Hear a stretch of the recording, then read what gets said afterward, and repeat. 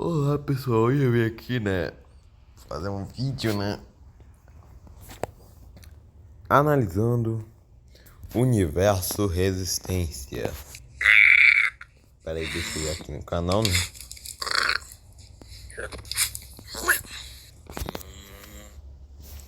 Mas por outro lado, Carlton não poderia ignorar o fato de que depois de anos, a Gangue da Prata estava começando a se envolver com o que não podia, os riscos, e que a partir de agora, uma coisa muito ruim estava por vir, porque justamente, ninguém sabe o que esperar da mercenária.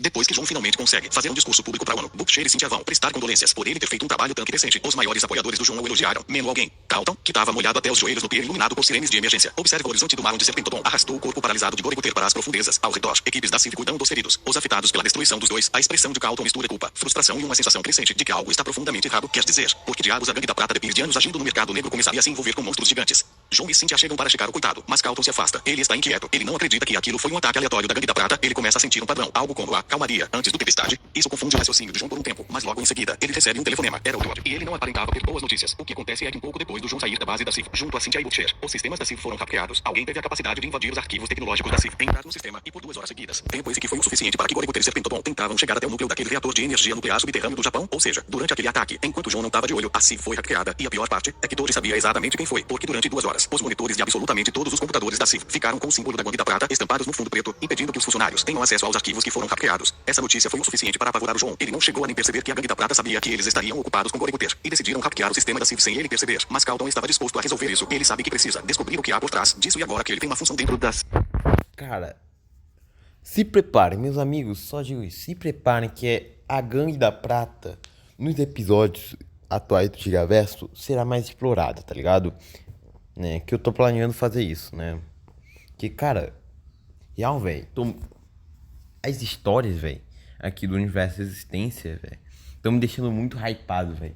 Tipo, cara, realmente é um bagulho muito interessante, velho. Ele estava disposto a fazer isso ao John. Então, John oficializa o Departamento de Investigação e Estudo Kaiju, dando a Carlton sua primeira função clara dentro da CIV. Agora ele tinha que investigar mais a fundo que a Gangue da Prata tinha a ver com todo aquele ataque que despertou o Kaiju que motivou a fundação de sua empresa. E Carlton assume a liderança desta operação com todo prazer. Ele recebe uma equipe mínima, apenas o básico: arquivos, mapas de acesso a antigos registros militares, todos eles com o máximo de informações possíveis sobre Goriguter ou a Gangue da Prata. Carlton começa vasculhando os subterrâneos do porto de Tóquio, onde estava aquele reator nuclear subterrâneo em tubos corridos. Não encontra muita coisa, apenas acaba encontrando marcações prateadas inconfundíveis da Gangue da Prata, indicando novamente que o reator nuclear subterrâneo de Tóquio era da própria Gangue da Prata, o que não fazia sentido, porque eles controlariam mentalmente um Kaiju para destruir um reator nuclear da própria empresa. Isso junto a um pequeno aparato de controle mental encontrado na mesma praia onde Serpentobon, entre aspas, matou o Goriguter, dando indícios de que Goriguter foi manipulado mentalmente antes do ataque à Alemanha. Ou seja, realmente, era a Gangue da Prata por trás disso tudo. A pergunta era, por que? Carlton continuava seguindo alguns passos de sua investigação. Toda hora ele achava algo dentro e fora da base da CIV, o que complementava alguma parte de sua teoria. Teoria essa que não chegava em lugar nenhum, o que o deixava exausto. Quando do nada, no meio da noite na central da CIV, enquanto Carlton trabalhava, ela se revela pela primeira vez em meio à escuridão daquele salão. Carlton a conhece em carne e osso e ela se apresenta cordialmente para ele, de um jeito calmo, tranquilo, mas que de alguma forma parecia ter o controle de tudo, se comparando até mesmo com o próprio Carlton, dizendo que ambos os dois sabem que no fundo são grandes líderes, que pensam naqueles que amam, que agem de acordo com suas ideologias.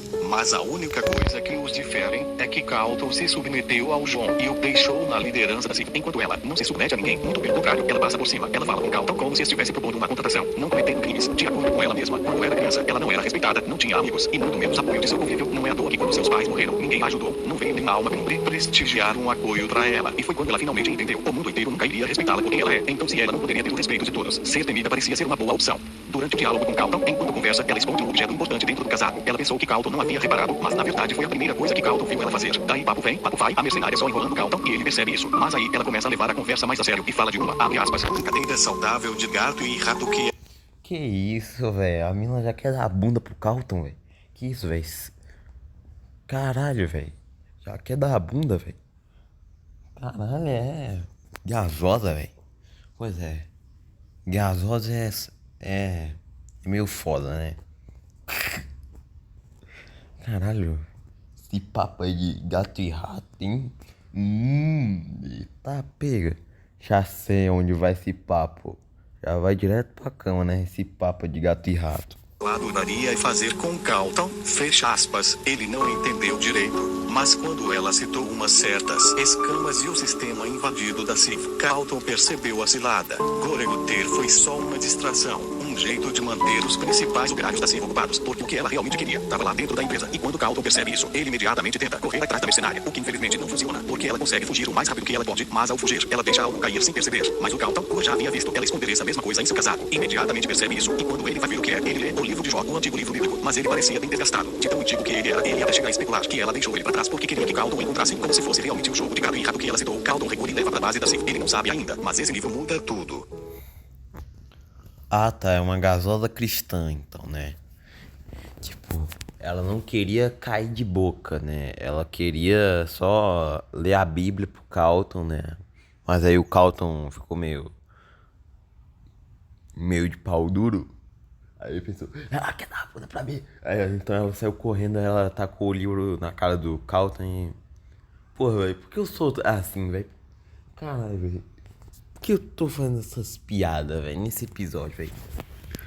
De volta a si. Carlton estuda as páginas restantes, pelo menos, e elas os descrevem. Leviatã, o dragão mar profundo, e Behemoth, o titã terrestre, força bruta da terra. Uma profecia de que sua luta traria o fim dos tempos, o que é muita coincidência, porque estes dois seres tiranos, de acordo com o próprio João, são caijus registrados na Sif, sendo Behemoth um rinoceronte indiano espinhoso, localizado na Rússia, e a Leviatã, uma kaiju fêmea bem semelhante a um dragão marinho misturado com um elasmossauro. Então é muito curioso que esse livro desse tal de Jó saiba da existência destes kaijus e que tenham sido citados em suas histórias, sendo o único diferencial de que Leviatã era uma fêmea e que inclusive recentemente tinha dado à luz a um filhote. Sim, isso mesmo que você ouviu. A Leviatã deu uma de mãe e sozinha sem a presença de uma macho, gerou um filhote, mais especificadamente a Betty, uma versão menor, mais fraca e mais verde que a Leviatã, e ela, assim como a própria Leviatã, estava sendo vigiada em um posto de contenção, mas algo estava muito estranho, pois no livro de Jó existem espaços rasgados, trechos arrancados, referências abruptamente interrompidas, como se alguém tivesse propositalmente arrancado algumas informações importantes do livro, mas as escoriações sobre os dois caijos estavam muito claras. Quando do nada, João recebe outra ligação, mas dessa vez não era do Todd, e sim de outro funcionário em outro setor da Sif, mais especificamente o setor de observação e contenção da Leviatã. O cara simplesmente não percebeu que durante o hackeamento que a Sif sofreu durante o ataque de Goriguter, a Betty, filhote de Leviatã, tinha sumido. Ela não estava mais no posto junto com a mãe dela. As câmeras de segurança não detectaram nada, pois tinham sido desligadas durante o apagão, e os rastreadores da Betty tinham sido desligados. Ela estava oficialmente offline de tudo, e o pior, Leviatã estava começando a perceber que seu filhote não estava ali. Foi então que Carlton, com seu sentido investigativo, descobre o horror por trás disso tudo. A mercenária sequestrou o filhote de Leviatã recém-nascido, direto da Sif, onde estava sob proteção médica, mas não devidamente monitorado. Agora ele está sendo mantida em uma cápsula de contenção, sendo levada para algum lugar para completar o plano da mercenária. E qual o plano dela?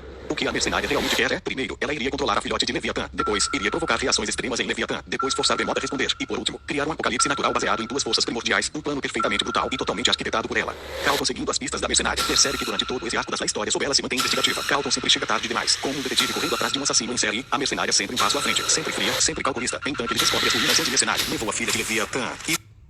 Caralho, velho. Cara, gostei dessa personagem, cara. Gostei da mercenária, velho.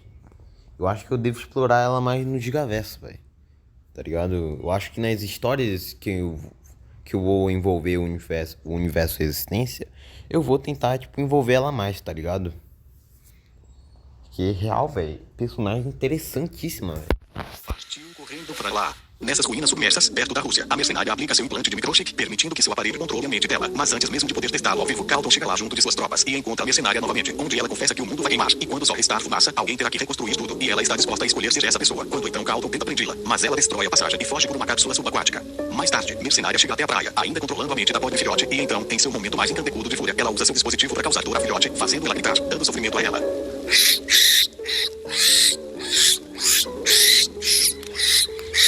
Até que em questão de minutos de sofrimento da pobrezinha, Leviatã surge do oceano Mediterrâneo, colossal, com o bater de suas nadadeiras causando tsunamis, tendo escutado os gritos de choro de sua filha e partindo com seu instinto de mãe para protegê-la. Porém, em seguida, Behemoth rompe o solo do vulcão terrestre, carregando rastros de lava e rocha nas costas. Despertado pelos gritos de choro de uma filhote aparentemente invadindo seu território, quando então seus olhos se cruzam, Leviatã acha que Behemoth está machucando sua filha para destruir sua espécie e secar totalmente os oceanos do mundo. E Behemoth acha que Leviatã quer roubar seu território para que ela afunde toda a terra do mundo no oceano. Ambos os pontos de vista giram em torno de suas mentalidades, e assim, a profecia se cumpre. Dois polos naturais opostos, feitos para destruir um ao outro. Sendo assim, a luta entre os dois começa e é cataclísmica.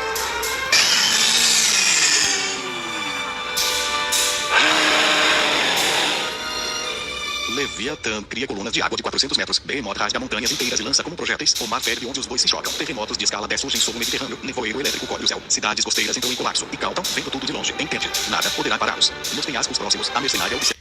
E o Exérculos, tá ligado? E o Exérculos? Real, velho.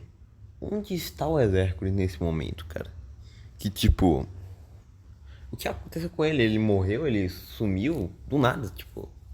Sabe? Ele nunca mais apareceu em quase nenhum episódio, tá ligado? Eu acho que a última aparição dele... né, foi tipo no episódio 18. Tamo já no episódio 24 e ele, sabe, desapareceu real, velho. Tipo, o símbolo do universo Resistência sumiu. Onde ele está? Será que o próximo. Não, o próximo episódio não. O episódio. O episódio 25, eu acredito. Será sobre o Hércules, né? Então, né? Para destruição sem emoção, ela ativa o controle neural. O filhote de Leviatã grita, permitindo um sinal mental que deixa Leviatã completamente ensandecida. A batalha só piora. Behemoth responde instintivamente e levanta montanhas inteiras. O mundo literalmente começa a rachar. Durante sua lamentação, apenas vendo o apocalipse sendo indicado, sem poder fazer nada, Galton surta de vez. Grita, chora, suplica a Deus. Ali admite que é um fracasso basicamente, quando do nada, do absoluto além, um culto aparece logo atrás dele. Mas não era um culto satanista ou algo assim. Eles se diziam como um culto judaico que previu que a mercenária conseguiria despertar os caíjos e começariam a briga. Porém, eles sabiam que Galton era o homem que acabaria com aquilo. Galton era quem tinha começado toda aquela história, então estava logo predestinado a parar. E como ele faria isso? Os judaicos entregaram em suas mãos um mapa com escrituras antigas, porém decifráveis, de uma localização de algo importante. E antes que Galton pudesse perguntar o que era, o culto inteiro tinha aparecido para ela. Agora tinham todos sumido, confundindo completamente o Galton, mas o fazendo olhar para o povo de nuvens claras que tinha nos céus e, orgulhosamente, pedindo gratidão ao seu Deus. Usando o mapa do tal culto judaico, Galton encontra a informação de que no topo de uma formação montanhosa isolada, em uma pequena ilha no meio do oceano, mas que pode levá-lo para um lugar chamado o Berço da Luz, descrito como um lugar para impedir Behemoth e Leviatã. Diz de que ele dissesse as palavras da profecia. Profecia essa que ele nem sabia o que era, mas considerando que dois caíjos brigarem pode causar o literal fim do mundo. Ele sem muita opção decide seguir o mapa. Seguindo o mapa, ele encontra uma ilha perdida no meio do Atlântico, que até parece não ser confiável, mas vendo a tempestade se aproximando do horizonte, ele não tem escolha e entra nesta ilha. Seguindo ilha dentro, ele encontra uma caverna gigantesca e escura, com várias palavras gregas petrificadas dentro da caverna, como se algo tivesse dormido ali por milênios, e no fundo dessa caverna há um abismo completamente profundo, com uma parede de pedra logo à frente dele. Entrando na caverna, Galton recita as palavras da profecia, recita cada uma das palavras místicas, e sem errar nenhuma, mas elas não dão certo. Isso acaba o deixando tão irritado que ele arremessa o livro de Jó abismo abaixo, sem nem saber que era exatamente isso que ele precisava fazer, porque logo em seguida o solo sacode, o templo todo treme, a grande parede de pedra sobre a caverna escura se abre como uma casca de ovo, e então uma enorme explosão de luz dourada irrompe, iluminando continentes inteiros, e essa luz emite até os céus, que voa exatamente até Behemoth e Leviatã, que estavam prestes a se matar, até que a tal explosão surge no ar, e dela surge Poscoenix, uma criatura alada de luz, com penas que parecem pluma solar, e voa exatamente até Behemoth e Leviatã, que estavam prestes a se matar, até que a tal explosão surge no ar, e dela surge Poscoenix. Ah, Fósfera, né? Ah, parece que mudou de nome, Fósforo. Eu acho que antes era, sei lá, velho, Fósfora. Eu acho que, tipo, ela foi baseada num caju deletado de Godzilla X Kong, The New Imperial, né? Uma criatura alada de luz, com penas que parecem plumas solares, se ergue aos céus. Seu canto reverbera no mundo inteiro, ela brilhava o suficiente para chamar a atenção dos dois caíjos brigados. Leviatã e Behemoth interrompem a luta, por um instante, mas ela não revida, ou tenta se juntar à briga. Ela ruge para os dois, e esse seu rugido, literalmente apaga as energias que alimentam o conflito entre eles. E com respeito a Poscoenix, param de brigar, causando então uma calmaria entre ambos os lados. O mar se acalma, a terra para de tremer, e os vulcões começam a ceder, e a luz envolve ambos os titas. Leviatã cai exausta, e Behemoth adormece de pé, como uma estátua que finalmente encontra repouso.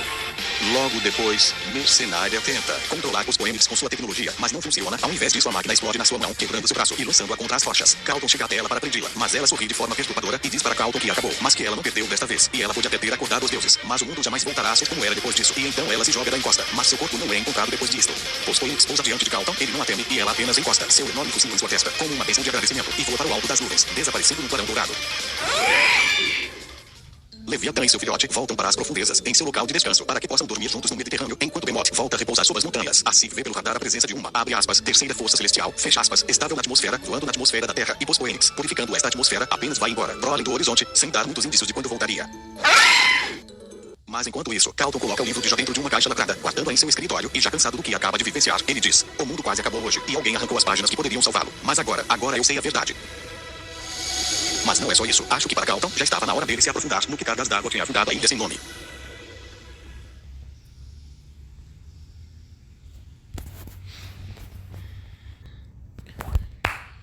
Cinematográfico, cara. Literalmente, cara. Cinematográfico, meu amigo. Cinematográfico. Tá ligado? Cinema. Absolute Cinema, tá ligado? Só digo isso. Absolute Cinema. Muito bom episódio, cara. Episódio lindo, cara. Lindo, maravilhoso esse episódio, cara. Eu acho que um dos melhores, cara. Literalmente. Cara, que porra tá acontecendo, cara?